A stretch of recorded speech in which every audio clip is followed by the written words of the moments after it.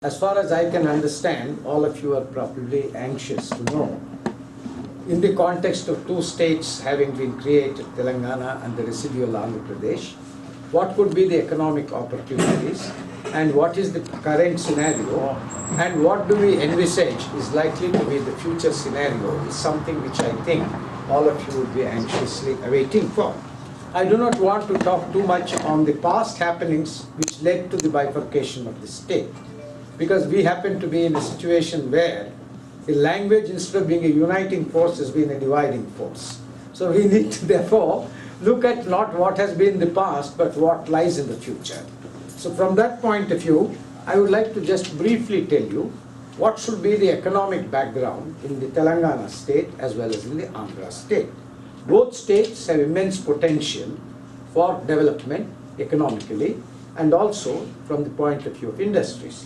But let us look at the present moment, what is the strengths and weaknesses of each state and what is it that we can look forward to in terms of investment for future opportunities. First thing, Telangana state is a fairly large state in the sense that 10 districts are there, and therefore it is a viable state by itself from the financial point of view. And Telangana has a surplus, a revenue surplus. And this revenue surplus has been continuing even after the formation of Andhra Pradesh and even prior to the formation of Andhra Pradesh. Primarily because very little money was spent on development activities in Telangana region. Most of the money came from the excise revenues. Because of liquor and other things, they got much more revenues than residual Andhra Pradesh. This is the background. Now therefore, Telangana has an advantage of revenue surpluses as far as the government is concerned. Also, Hyderabad is a strong advantage. Hyderabad happens to be the pharma capital of India. It happens to be one of a very strong IT centers, IT hub in India. Defense industry is likely to come up in a very big way in and around Hyderabad because of the establishment of the DRDO and many national level institutions, National Institute of Nutrition, CCMB, Indian Institute of Chemical Technology, a large number of central government institutions are there and central government public sector undertakings are there. Therefore, there is already a fairly well established industrial base in heavy industry, also in electronics, also in the IT industry. So anything related to that group of industries, there is ample opportunities, except that you have to look at what is the scale of your operations, what is the limit of your investment, and therefore whether it should be small scale, medium scale or large scale is something which each entrepreneur would have to keep at the back of his mind. The second important thing that I would like to look at is, till now, one of the complaints in Telangana has been, very little has been done for social welfare, and something has been done for development, but all the development has been concentrated in and around Hyderabad to the neglect of the rural areas and the neglect of the districts. There is also a reason why this happened in the past. In the past, because of Naxalism and because of actually Marxism, which grew very strongly in certain districts of Telangana, adjoining Chhattisgarh, adjoining Madhya Pradesh, what really happened was large numbers of youth were actually lured into the Marxist hold. Second thing that happened is, because of the atrocities committed by them, all the educated people in Telangana in the rural areas started migrating to the district towns. From the district towns, they all migrated to Hyderabad, primarily for the education of their children, and because we had a lot of facilities, both for education and employment opportunities. This is the background as far as Telangana is concerned. But if you look at the industrial opportunities, 2-3 things are very relevant. One is, in the districts, power supply is going to be a constraint for a long time for Telangana. The reason is, Telangana is heavily dependent on irrigation tube wells, which means you have to take power to rural areas, therefore loss in transmission, loss in distribution, and very little of power generation within Telangana. This is one important problem. And agriculture is totally dependent in Telangana on irrigation pump sets. So one of the things that Telangana will require is to concentrate on generating more power and also getting NTPC, which is a fairly strong organization, to put up some plants. And luckily, since they have coal, it should be possible with pressure on the government of India that they actually set up through NTPC, in which case in quick time you will be able to get the power generation. Now, this is one important thing that we need to have. Second, Telangana does not have adequate flow irrigation. So unless the River Waters Tribunal is able to see that water is evenly distributed according to the requirements, and particularly certain backward districts like Mahbub Nagar, Nalgonda, there is need for some sort of a parity in this one. So we need to therefore have two aspects. One, development. Two, equity in development. In other words, an inclusive society. So this is one very important consideration. The other thing that I would think is that Telangana probably will have to look at how it can develop the rural areas. And there, agricultural processing, where value addition can take place. So in agricultural processing, they do not really have surplus in terms of rice, but they have certainly surplus in terms of other commodities, particularly maize, for example. Other commodities, it should be possible to actually look at how can you add value. Similarly, dairying is going to be a very strong allocation in Telangana area. This is one thing which I think they should actually have to do. Pharma, they are very strong, lot of research activities being done, and particularly research is nowadays being concentrated more on cancer research, Alzheimer's, then Parkinson's disease, all neuro-disruptive diseases. Those type of things are actually something where a lot of research companies are also coming up. So this is one aspect I would like you to look at it. The second thing is mineral wealth. There is quite a lot of mineral wealth.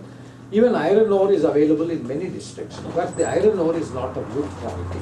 So you need to actually either beneficiate it or you have to actually utilize it by mixing with high quality ferrous iron so that you are able to actually set up steel plants. That is one distinct possibility that is there in Telangana. The other thing is only when big river irrigation projects are there, power supply is adequately organized, then only we can have prosperous agriculture in Telangana. This is the net result of the overall situation from the economic point of view that prevails in Telangana. Also at the same time, there is a lot of scope for developing infrastructure. Infrastructure is very poorly developed in Telangana. One major reason is, except one or two railway lines, there is hardly good coverage through railways. So one of the important things that has to be done is the railway network has to improve in Telangana. The road network, just now some connective thing, but Telangana will have one disadvantage, and that is it's a landlocked state. So you need to actually therefore have corridors connecting to the port. I used to be Special Chief Secretary in Industries. At one time, Volkswagen and other companies were very keen to set up automobile plants in and around Hyderabad. But they all backed out for one simple reason.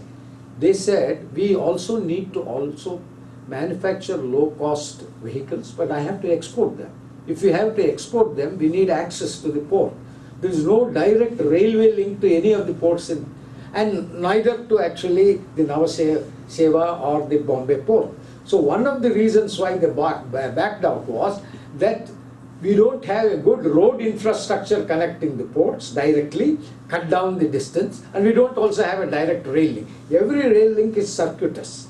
Every road link is circuitous. So they thought the logistics did not actually suit them. Plus they had one major point, that the engineering skills wise, Tamil Nadu and Bangalore provided much better engineering skills than Hyderabad. So this was the main reason why they shied away from investing in Hyderabad. This is as far as the broad industrial thing is concerned. But there is ample opportunity for small scale industries, for medium scale industries in different areas, including service industry.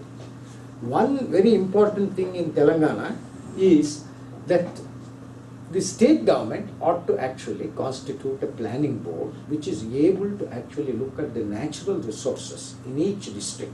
For example, in Indonesia and in Malaysia, they followed a system. They mapped in every village what are the natural resources, the human resources, the mineral resources. So they had a beautiful atlas prepared of all the facilities available village-wise. And it was therefore possible for them to actually work out a plan and then look at which area is suitable for what activity. Therefore, the concept of special economic zones where they can do, and luckily they had one thing, ample land. Therefore, they could cut down the forest and actually go in for plantations, so that value addition to plantations was achieved. This is one way at which they looked at it. The other thing is that because in Telangana, education is the second generation now, whereas in Andhra, it is probably the fourth generation. So Andhras had an advantage when they invested in Hyderabad, and that was because at that particular point of time, I'm talking in terms of 56 to 60, at that point of time there was a vacuum of skills in Telangana, there's a vacuum of investment in Telangana, there's a vacuum of entrepreneurship in Telangana. To some extent this was filled in by people both from Andhra as well as people from other parts of India. So that was actually filled up. Now we have a good second generation of people who are entrepreneurs from Telangana, and quite a few of them are in actually America. It is possible for them to actually take on the entrepreneurial role and then push development further in Telangana. And for that, one of the things they will have to do is take advantage of Hyderabad's strengths and use them to actually develop parallel centers all over actually. And that way, if you look at it, Warangal happens to be a good educational hub. And in Warangal area, a lot of cotton is growing. So the entire textile industry with value addition can certainly come up in the Warangal region. That is one thing. Dairying can come up in Karimnagar. And Karimnagar has one distinct advantage. Because for the first time irrigation facilities are provided there, the productivity of agriculture is higher than in Andhra. Productivity of, because actually the soils are actually virgin soils. And for the first time they are getting water. So actually the input-output ratio and the cost benefit is far higher in Karimnagar if in case they are able to utilize much better methods. So this is one broad picture that is emerging, because CSIR had done a study of the Karimnagar district when P.V. Narasimha Rao was the Prime Minister. So that clearly brought out what are the distinctive advantages that Telangana has in certain respects. So this is the position as far as Telangana is concerned. Only giving a very broad empirical view of this one. But one very important thing in Telangana is the population complex. Unlike in Andhra, in Telangana, backward classes constitute the bulk of the population. The higher castes do not constitute too much of the population. So therefore, all the politics in future is likely to revolve around whether backward classes get adequate representation or not. All these things, including the TRS movement, is a function of the backward classes feeling that they have been deprived of their livelihoods. They are not getting ample opportunities. This is the broad picture politically if you were to look at it. And we need to therefore look at how an inclusive society can be there. There I would look at three things. One, provide opportunity. Why are people coming to America? America is a land of opportunity. So there also we have to create an environment for opportunities. Second, America has competence, attracts competence. We need competence actually to utilize those opportunities. We need access to those opportunities in terms of information, in terms of mentoring, in terms of guidance, in terms of angel investors. Also at the same time, you require security of livelihood. Both in Andhra as well as in Telangana, you have one important issue, and that is the issue of security. You need food security, water security, energy security, economic security, environmental security, livelihood security. Each one of them are interlinked. Without water security and energy security, you can't produce food. All are interlinked. So how do we actually move on all these fronts at the same time to be able to get all of them converge is going to be one important task that the government has got. The second thing I would look at is that we need to develop specific indices, district level indices. Today we have state level indices of development which is comparable to the entire country, state-wise. But we don't have it broken down at district-wise. If you can have it at district-wise, it will be possible for us then to look at which district is below the state average, which is above the state average. in terms of literacy, in terms of longevity, in terms of health, various other indices. And we need to therefore look at what is the extra amount of investment, commitment that will go in to raise it to the common level. And there I would think skill development has to be given much greater thing. Today we are producing far too many engineers than we can deploy. And engineering education is not up to the mark also. They are engineers but not employable because they don't have practical orientation. So now we need to actually look more at, in terms like Germany has done, more of technical skills at the level of the ITIs and the polytechnics. That is where, for example, in India, engineers do the work of technicians, whereas in Germany, technicians do the work of engineers.